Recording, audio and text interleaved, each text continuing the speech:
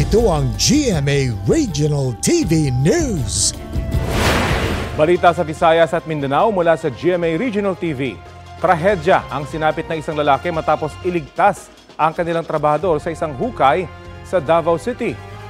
Sara, ano nangyari sa kanya? Rafi nasawi ang biktimang taga-barangay Pangyan matapos maiwan sa loob ng hukay na may masangsang na amoy. Kwento ng kanyang misis, nagpahukay sila sa likod ng bahay para gawing imbaka ng tubig ng kanilang babuyan. Humingi sa kanila ng saklolo ang mga naghuhukay nang mawalan ng malay ang isang trabahador. Doon na tumulong ang kanyang mister na kalaunay na iwang mag-isa sa loob ng hukay.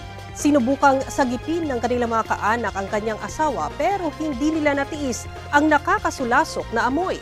Pagdating ng mga rescuer, nakuha ang katawan ng biktima na wala ng buhay. Maayos na ang lagay ng iba pang nahilong biktima.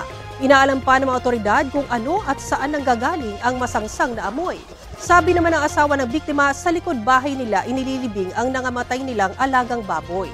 Sa ngayon, tinabunan na ng lupa ang nasabing hukay.